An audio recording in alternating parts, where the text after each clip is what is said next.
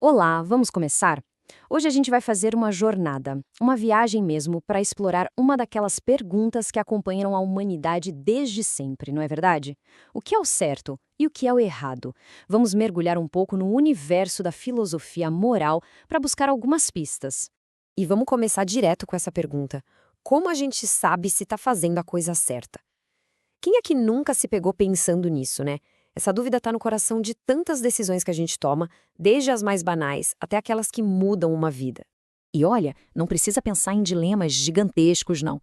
A moralidade está aí, no nosso dia a dia. Naquela pequena mentira para evitar uma confusão, ou na hora de decidir se vamos ajudar alguém que a gente nem conhece na rua. São essas pequenas escolhas que, somadas, acabam definindo muito de quem nós somos. Ok, para a gente começar a organizar as ideias, é fundamental entender a diferença entre duas palavras que muita gente usa como se fossem a mesma coisa: moral e ética. Mas, na verdade, elas não são. Vamos lá. A moral é basicamente o quê? É o conjunto de regras, sabe, os valores que guiam o comportamento de um grupo, de uma sociedade. É o código de conduta. Já a ética, ah, a ética é o porquê. A ética não dá a resposta pronta. Ela chega e cutuca. Pergunta: espera aí, por que isso é considerado certo? Essa regra é justa mesmo? De onde ela veio? É a reflexão sobre a moral.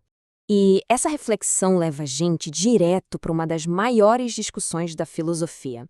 Será que existem regras morais que valem para todo mundo, em qualquer lugar, em qualquer época? Ou será que o certo e o errado dependem do contexto? De um lado, tem a galera que defende a moralidade absoluta. A ideia de que algumas coisas são simplesmente certas ou erradas, e ponto final. Do outro, a turma da moralidade relativa, que diz: calma lá, tudo depende da cultura, da época, do lugar. E essa tensão, acredite, alimenta debates há séculos. E esse exemplo da hospitalidade é perfeito para entender isso. Em algumas sociedades, negar ajuda a um estranho é uma falha moral gravíssima, é quase um pecado. Em outras, essa obrigação simplesmente não existe com a mesma força. Fica claro como o que é certo pode ser totalmente moldado pelo ambiente. E aí, para botar mais lenha nessa fogueira, chega o Nietzsche com essa frase. Ele vira a mesa completamente. Para ele, a moral não é uma verdade descoberta, mas uma invenção. Uma ferramenta que os mais fracos criaram para segurar o poder dos mais fortes. É uma visão super radical, que força a gente a pensar de onde vêm de verdade os nossos valores. Bom, se não existe um manual de regras universal, como é que a gente decide o que fazer? A filosofia, ao longo do tempo, desenvolveu diferentes ferramentas, ou melhor, diferentes lentes para olhar para essa questão. Vamos dar uma olhada em três das principais. Esse quadro aqui é um mapa excelente. Olha só que interessante a diferença. Aristóteles está focado no caráter, perguntando: que tipo de pessoa eu devo ser? Já Kant foca nas regras, no dever. E a pergunta dele é: e se todo mundo fizesse isso? E por fim, Bentham e Mill olham para as consequências. Qual ação vai trazer o melhor resultado para a maioria? São três jeitos completamente diferentes de abordar o mesmo problema. Para Aristóteles, a questão não é decorar regras, é sobre praticar, é criar o hábito de ser uma pessoa boa. A virtude para ele está sempre no meio termo. Coragem, por exemplo, é o equilíbrio entre a covardia e a imprudência total. O problema é que, às vezes, isso pode ser um pouco vago. Num dilema real, só falar seja justo talvez não ajude tanto a decidir o que fazer, né? Aí vem o Kant com uma proposta bem diferente, totalmente focada no dever. Para ele, o que importa é a intenção por trás da ação, não o resultado. A pergunta de ouro é: a regra que eu estou seguindo poderia virar uma lei para todo mundo o tempo todo? Se a resposta for sim, a ação é correta. O lado complicado é que essa visão é bem rígida. Para Kant, mentir seria sempre errado, mesmo que fosse para salvar a vida de alguém. E por último, o utilitarismo, que só quer saber de uma coisa: as consequências.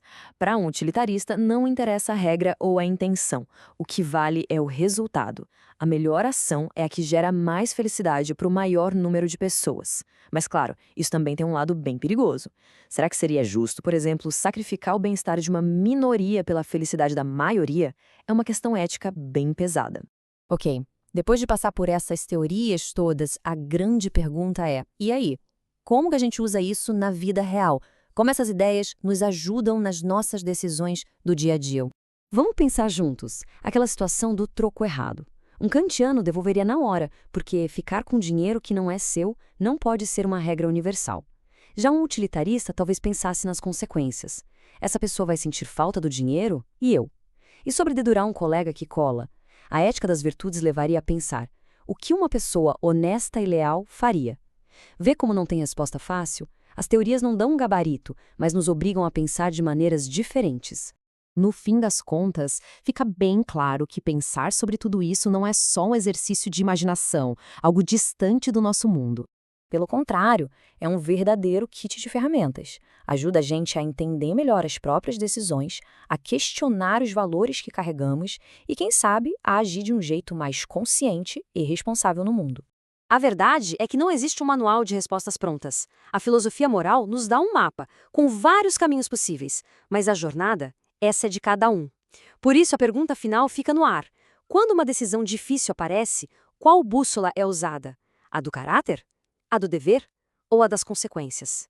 Refletir sobre isso já é o primeiro passo para a gente construir o nosso próprio código de ética.